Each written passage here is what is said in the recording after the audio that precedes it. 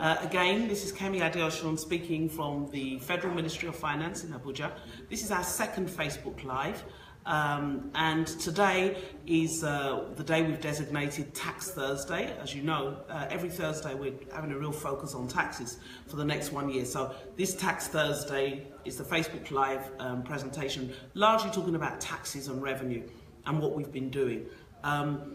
I think before I can talk about tax and revenue, and it's not a popular subject, so I'm going to spend a little bit of time just explaining why it's so important for where we're going economically and really the role everybody can play in that. One thing we've been saying very consistently is that Nigeria is not an oil economy. And we've been very consistent about that for the following reasons. One is obviously that oil price is very volatile and its decline has really put us into a lot of problems. But more fundamentally, oil economies tend to have a lot of oil and very few people. So Saudi Arabia, 30 million people, and they pump 10 million barrels of oil a day. So if they wanted to share their oil, 3 people share 1 barrel. Nigeria, you know the numbers, 180 million people, we only have 2 million barrels of oil a day. So if we wanted to share the oil, 90 people to share 1 barrel of oil. Now, most oil economies, because they have that mix, a lot of oil and very few people, can afford not to have a real tax system. So in Saudi Arabia, for example, the tax to GDP is 6%, same as Nigeria. But because Nigeria is not really an oil economy, we can't afford to do that because oil is actually only 10% of our GDP. And so if we follow that trajectory of being an oil economy, it won't work for us. We are actually closer to a mixed economy. Countries like Mexico, countries like Egypt. So Mexico, for example, has about the same oil as us, about 2.1 million barrels of oil a day, but 130 million people. Now their tax to GDP ratio is 20%. So really that's where we've got to head. We've got to move our tax to GDP from 6%, which is one of the lowest in the world. The only other economies that are down there, low tax to GDP, as I've explained, are oil economies, countries like Saudi Arabia. We cannot afford to be there. We've got to get money from the rest of the economy so that we can provide the goods and services that everybody needs. And in particular, it's very, very important for 2 reasons. One is that the outlook for oil price in the medium to long term is not high. And the second thing is our population growth is very rapid. It's about 8% per annum population growth. So if we don't fix our revenue formula, then really and truly we will not be able to position Nigeria's economy to where it really needs to be. And that's really what we're trying to correct. Now, let's go to the specifics of the tax system. How tax system works, and I like to use the example of the man who is directing traffic in the hot sun. Right now, that man, whatever his salary is, his tax is deducted at source and he gets his net. Whatever he wants to do in life, pay school fees, build a house, ride a car, is from his after-tax income. That's how it works all over the world. Now, what we found in Nigeria at the moment is that we only have 14 million taxpayers out of about 70 million people that are economically active. And that 14 million, the majority of them are people who have their taxes deducted at source. Largely lower income workers. So what does that mean? That means that the tax burden is not being shared fairly. It's being carried by those who are least able to afford it, whereas high net worth people are actually able to evade tax. Now, how do they do that? They don't get their monies deducted at source. They largely work through companies, and they're expected at the end of the year to compute all their income, deduct any relevant expenses, and voluntarily, under what we call direct assessment, pay those taxes to government. That's not happening on the right scale, number one. And number two is what we found is at the very high end, there is a disconnect. Those who are even filing and paying taxes are not paying the right amount. Now, a lot has happened in the last few months that is going to help us tremendously in being able to block those leakages. One is something called the automatic exchange of information, wherein foreign governments are now sharing information automatically from 2018. Bank accounts, who owns property, is now being automatically shared. In the past, we'd have had to go to that country individually and show just cause why they should share information with us. Now tax authorities are sharing information automatically. Also with BVN, we're able to see this one person, for example, is linked to 20 bank accounts. Then there's also been a lot of automation around land registry. So we can now draw up a picture of the taxpayer, his assets, her assets, their lifestyle. And that lifestyle must correspond to their tax returns, their tax status. So we don't have any problem with private jets. We're very happy to have lots and lots of private jets, but you buy a private jet out of your taxed income. If you have children abroad, you must be able to show that it's from your taxed income. And so what we've done is launched a voluntary asset and income declaration scheme to give people an opportunity to regularize. We know, we have the data now. We also engaged one of the world's leading private investigation agencies that traced assets for us all over the world, really. So we have a picture of the assets that people have. As I've said, those assets are supposed to be purchased out of taxed income. So we're now giving people, under the Voluntary Asset and Income Declaration Scheme, an opportunity to go back over the last 5-6 years and restate their tax returns and regularize and pay any tax that they should have paid at the time. And in exchange, we're offering the opportunity that we will not charge interest, we will not charge penalties, which should normally have been paid, and will not do any audit investigation on the person as long as they declare honestly. And we're also providing an amnesty from prosecution for tax offences, because actually tax evasion is a crime. So we're saying we will not prosecute if you come clean. And so far, we launched it on the 1st of July. It runs till the 31st of March. I've been very, very excited by the response that we've had from both Nigerian companies and individuals that, look, it's time to do the right thing for Nigeria. Nigeria needs money. We need to sort out our infrastructure deficit. We need to provide services for our people. We need to really rebuild this economy. We are borrowing at the moment, but we really feel that if we got the right revenues in, we wouldn't need to borrow as much. So this response has been very, very positive. I think there's a sort of attitude, sort of national recognition that we need to come together and get this done. And the response so far has been extremely positive. People asking, okay, how do I pay? What do I do? Do I take advice? So we think that the resistance to paying tax is breaking down. And of course, part of that resistance is that people feel that, look, even if I pay tax, what do I get from paying taxes? And our response to that is, which one came first, the chicken or the egg? Somebody has to break that cycle. And we have to break that cycle by doing the right thing. If the man in the hot sun is paying his or her taxes correctly, if the policeman is paying his or her taxes correctly, then the high net worth and middle class individuals must also do the right thing. Everybody must do what is needful. And on government side, we've got to be better at spending money. We've got to be more efficient, we've got to be more accountable, so that people can see, it's a partnership, people can see that as they pay, government is doing what government is meant to do. And we are, in this administration under President Muhammadu Buhari, incredibly committed to doing so, to doing the right thing, to providing value for money. We already have an efficiency unit. We're trying to cut costs wherever we can to make sure that when people do pay the taxes, they can see the benefits in their own lives.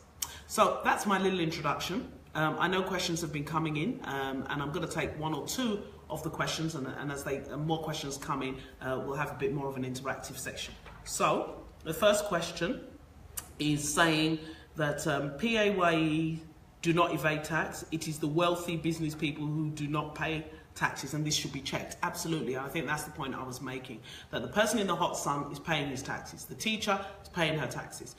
It is the high net worth people now who in the past could evade taxes. Why? Because the taxman couldn't really assess their income properly. We relied on the person to honestly declare. Now we don't need to rely on the person to honestly declare as much, because we have built the data. We've had a project running here in the Ministry of Finance now for about 15 months called Project Lighthouse. And what it's been doing is building profiles. So it looks at BVN, it looks at land records, it looks at car registration, it looks at private jet ownership, it looks at companies' house records. It's building a financial profile of the individual. What do you own, both here and abroad? And then we check your tax return. What did you declare? And once there's a disconnect, and in many thousands of cases, there's a huge disconnect. And once people understand how much data we have, they will begin to come into the tax net. And it will make life better for everybody, because at the end of the day, we're not just collecting taxes for the sake of collecting taxes. We're collecting taxes because we've got to build schools. We're collecting taxes because we've got to fix our roads. We're collecting taxes because we've got to deliver power. So I think that question is very pertinent, and it resonates with our findings, which is really, it's the higher net worth individuals, it's the self-employed that are not doing the right thing. And then we have a lot of people who are in the tax net. So they have a full-time job, maybe they work in a bank, but you know, Nigerians are very entrepreneurial. So many of us have 3, 4, 5 businesses that we're running on the side. Those 3, 4, 5 businesses are also taxable. And indeed, in some cases, what we find is that the main job is actually just a little bit of the income.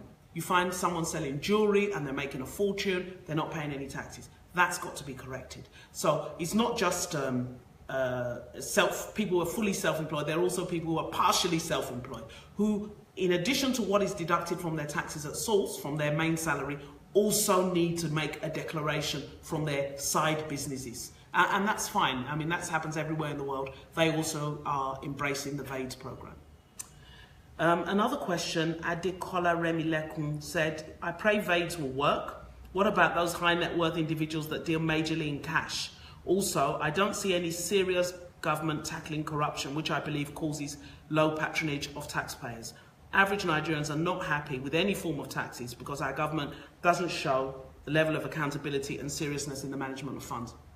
I think that's a very genuine sentiment, which of course we must address. And I've said it, we've got to be more accountable, both at federal government level and state government level. We've got to show value for money.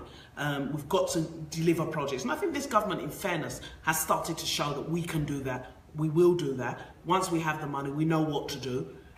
Roads are getting done. Schools are getting fixed. Capital is being released and is being deployed properly. We've put monitoring and evaluation in now. We've put continuous audit in now. We've put a lot of structures in to make sure that money doesn't leak. On the issue of those dealing majorly in cash, as I've explained, the approach we're now taking to high net worth individuals is different. It's based on your assets. So the first thing we do is we profile you. What do you own? Where do your kids go to school? How many times did you travel? Where do you live? Which properties do you own? Then we build a profile. So, okay, according to us, you have a lifestyle that shows that you have a minimum income of about 50 million a year. And then we check your tax returns. How much did you pay? Maybe in some cases, and we've seen these type of cases, we profile someone and we say, look, based on this person's lifestyle, the minimum they're making every year is about 100 million. And we check their tax return, maybe they paid 2 million naira. So those are the kind of cases. What technology is allowing us to do is, you know, the taxman now knows you. That's really the general message. The taxman knows you. We have from BVN, as I've said, from cars, from overseas beneficial ownership registers. That's the other thing I must mention. Overseas governments, we've reached out to them and they've agreed to share data. So they're sharing data, who owns properties in Chelsea, who owns properties in Belgravia. So we're building a very accurate financial picture of people, not just on assets here in Nigeria, but assets all around the world. We've been, as you know, with the president, went to United Arab Emirates, went to Dubai. We have their cooperation and they're sending information to us automatically. So it's going to be a lot easier to profile people properly and make sure they pay the right taxes, which, as I keep saying, is only fair. It's unfair for us to leave the burden on the man directing traffic in the hot sun. Taxes must be paid by everybody for our common good so that we can provide the services that the people need. Someone asked, what about dealing with a special tax court that will deal with tax evaders subsequent to VAIDS so that we don't get entangled in long court judgments and procedures? That's Demi Ojo. I think that's also a very good suggestion. I mean, our focus right now is on the voluntary asset and income declaration scheme. We're giving people until March to come clean. But what we've said is after March, once you don't come clean, then we commence really very aggressive prosecutions. And we're going to be discussing with the CJ how about the possibility of setting up special tax courts so that indeed we don't get entangled. But having said that, you know, tax evasion is one of the easiest prosecutions. And it's one of the hardest things to defend because the law is very clear. There can't be very many defenses. If you have this asset, how did you get it? So either you have to come and tell us that you stole it, which is great, we'll send you off to the FCC, or you have to tell us that I have income that I didn't declare. So it's very easy to prosecute tax evasion. And I always use this example that, you know, the famous gangster Al Capone, they tried and tried and tried to get him on his criminal behavior. But he actually ended up in prison and he died in prison for tax evasion. So it's one of the easiest prosecutions. And I'm sure all around the world, those who are watching will know that there's a high profile focus internationally against tax evasion. They're picking up footballers, they're picking up high profile people and they're embarrassing them on tax evasion. So Nigeria is going to join that club of people that will make tax evasion really, it's as bad as corruption. It's another form of corruption. On the issue of corruption that you raised in your question, I think this government is doing all it can. We'll continue to focus on it. We're very committed to the fight against corruption. Corruption does fight back. Corruption tries to slow things down. But the thing is that the wheels of justice may quote the acting president, may seem to turn slowly, but they keep turning. And eventually we'll get them. And the evidence is the evidence. If you've stolen, we have the evidence. It doesn't go stale. So we will keep on pushing on the fight against corruption, because it's very, very, very important for us to do so in order to deliver services for the people. I have another question here. How many, this is John Ramesh. John Ramesh, he says, how many people do you think find it convenient to pay taxes? I'm just getting another set of questions. Thank you, sorry about this. He says, what if my company is not remitting taxes that have been deducted at source? Good one. Whistle blow. Blow. Tell us about it. We will come after them. That's illegal. That's actually theft, because they're not only stealing from you, they're also stealing from government. So if company is deducting your tax, you can check with your local tax authority whether remittance has been made. And if it hasn't been remitted, please bring it to our attention, and we will certainly, from both FIRS and the state governments, go after such companies, because that's illegal. Please enlighten us on how the amnesty works. And someone said, Oluseto Patrick says, I hope this scheme is not only for the poor people. Let me take those two questions. So I've explained how the tax amnesty works. People have a window of 9 months to go and regularize their tax status. Look at your status, look at your lifestyle, look at the assets that you hold. How did you pay them? How did you fund them? Have you paid tax on those monies before you bought those assets? So we're not saying if you own a house abroad you have to pay tax on it, but what we're saying is when you bought that house abroad, where did you get the money from? If that money came from Nigeria and you are a Nigerian resident taxpayer, did you pay the right taxes before you bought that house? Because the way it should work, and I use this example again, the man directing traffic in the hot sun, if he wants to build a house, it's from his taxed income, and it's the same everywhere. That's what the law requires. So people have been able to evade taxes and buy assets. Now we're saying, from using what they call the asset-based approach, work backwards. Did you pay the right taxes? Can you justify those assets? If the taxman comes knocking on the door today and says, Mr. X, you have this house, you have this property, you have this company, you live this lifestyle, and yet you only paid 1 million naira in tax. How are you able to afford this lifestyle? So you only have two options. You either tell us you stole the money, which is, as I say, a problem for the EFCC, or you had income that you didn't declare, or you inherited it. And if you inherited it, tell us who you inherited it from so that we can verify. So there's a lot of activity going on. It's not aimed at the poor. It's really very much aimed at everybody. But if people have not paid tax, whether you're rich or poor, VAIDS is a great opportunity to regularize. It says, will individuals, Henry Igwe says, will individuals and companies have to pay all backlog of established liabilities or taxes going forward? And Odukoya Solomon says, how do you plan to ensure that all government vehicles and big people also pay taxes? And he says ministers. Okay, well, ministers, I'll talk about ministers, because ministers, we have our taxes deducted at source. And as you know, as ministers, we're not allowed to do any other business other than farming whilst we're serving. But people have companies, people have income that they had before, and of course they are also entitled to come and regularize their tax status. VAIDS is open to everybody. So if in the past, before people became ministers, they had tax issues, they are also consulting and doing the right thing.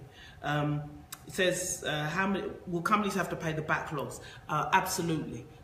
If a company has underpaid its tax, that's an offence. What we're saying though is that come regularise. If you don't have the cash, we can work out a scheme to give you time to pay. We've built that in because we know that with what's been happening in the economy, in some cases the companies actually spend the money and they don't have it, but they owe it, and that's fine. As long as you admit and you sign up, we can give time to pay, and then you of course must commit to paying the right taxes going forward, so that we don't end up here again. But really, the overall objective is to move our tax to GDP, our tax compliance rate, from 6%.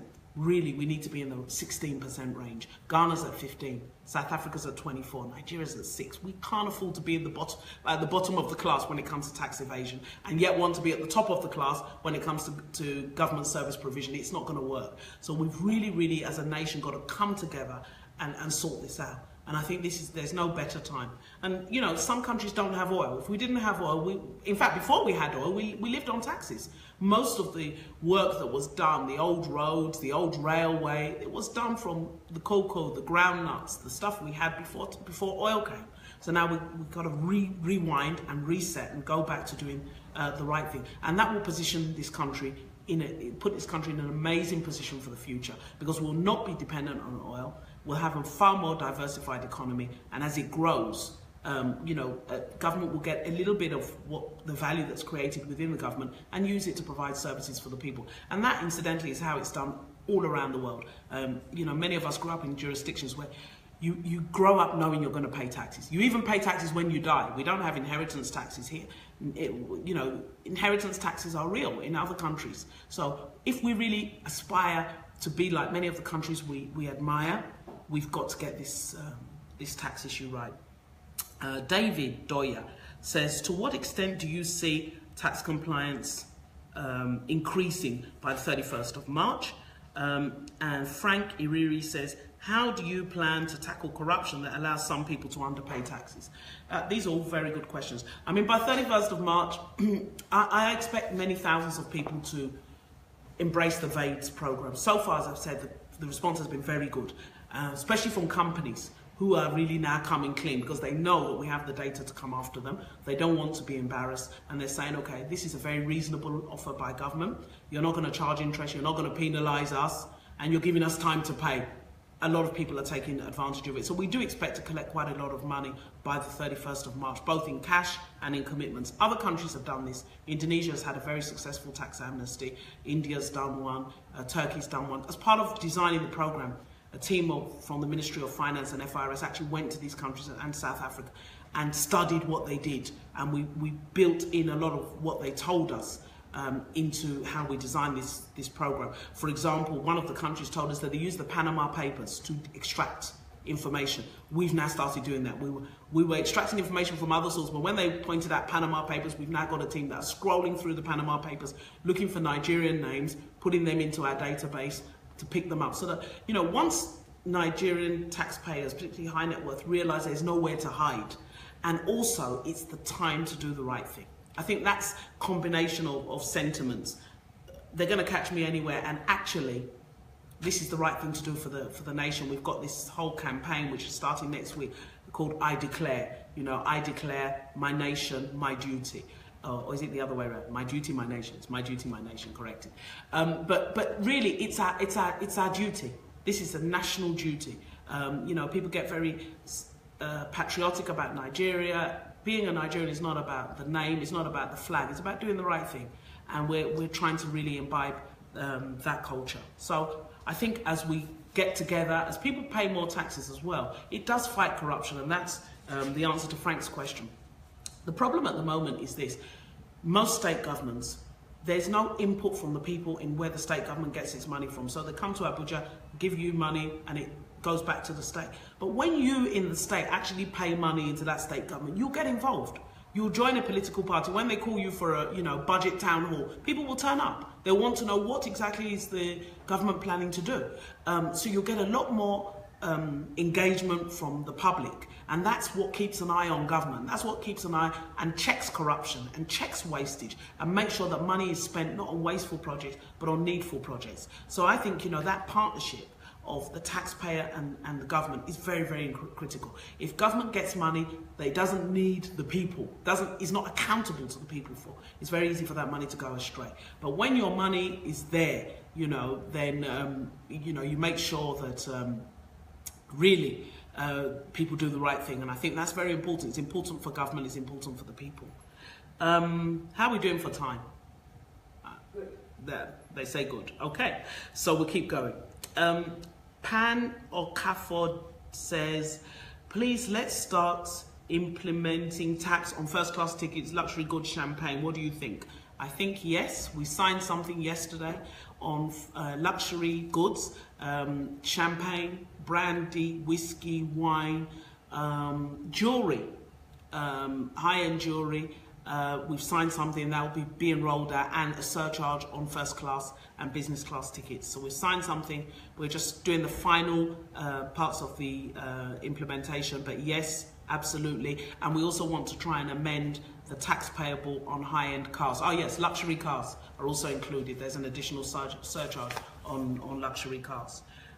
King Davis says, how will citizens benefit from this scheme? What's in it for the citizens? Then there are questions on cigarettes and luxury taxes. So, how do citizens benefit? Well, if we move our tax to GDP ratio up, it means two things. One is that we'll be able to provide more services to our people. Many of the things that we're not able to do are a function of the fact that we just don't have enough money. We need to build more schools, we need to build more hospitals, we need to build more roads. Now, this is not rocket science, okay? Every country has this challenge. There's nothing that we're facing that other countries haven't faced, and they fixed it. So we've looked, every poor nation, you look at all the poor nations, they have very low tax compliance rates. And every rich nation have high compliance rates. So we want to be a prosperous nation. We've got to move from those nations that are not collecting and taxes and doing the right thing with them to those who are. And we've got to model ourselves on them. So what's in it for the citizens?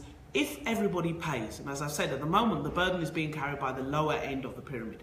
If the middle class come in, the upper class come in, the high, ultra high net worth come in, pay the right taxes, there'll be far more money. There'll be far, excuse me, tongue-tied.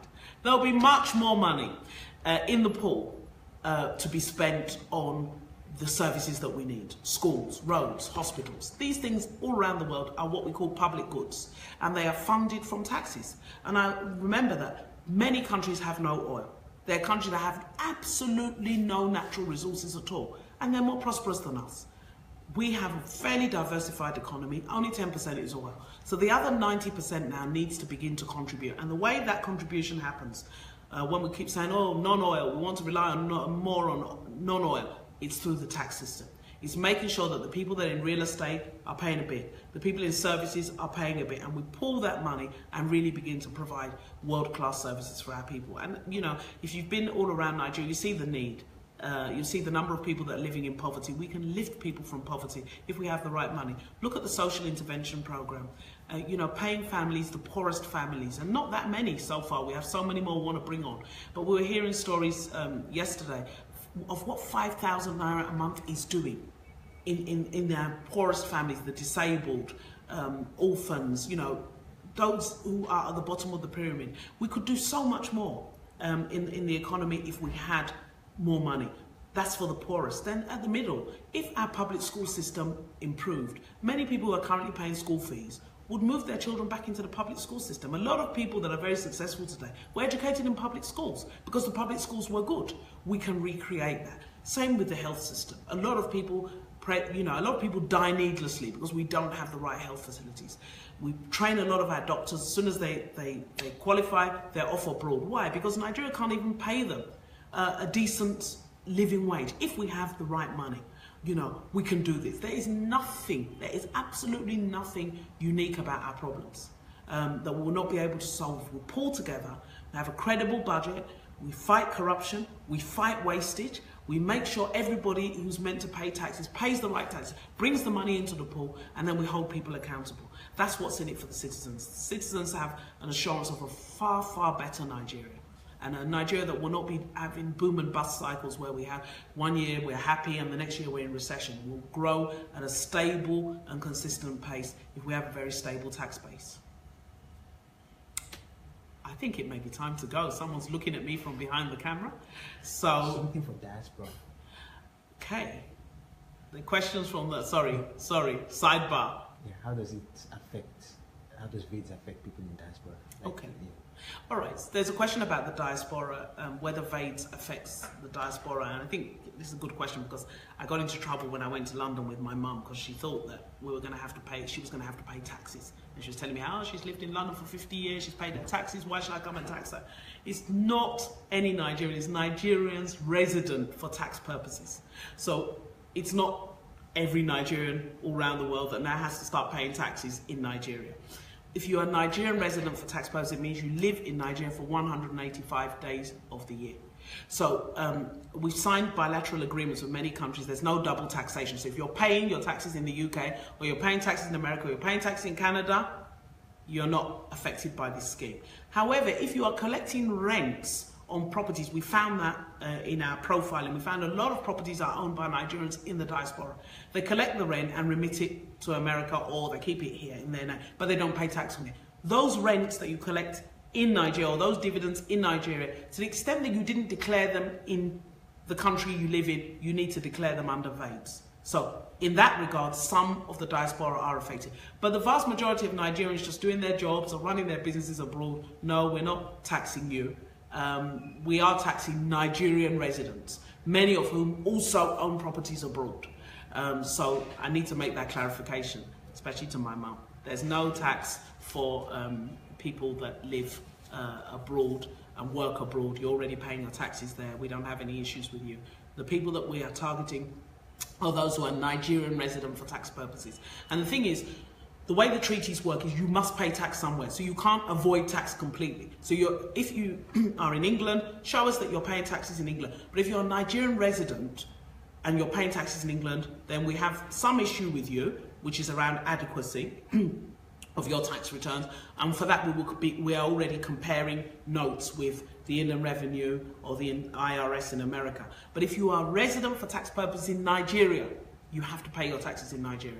So if you might live abroad, you may be holed up in Dubai or holed up in London for most of the year, but to the extent that you are registered in Nigeria as a taxpayer, you have to pay your taxes here in Nigeria, including taxes on income that you earn abroad. So a Nigerian that owns a property abroad and rents it out, that income is taxable in Nigeria.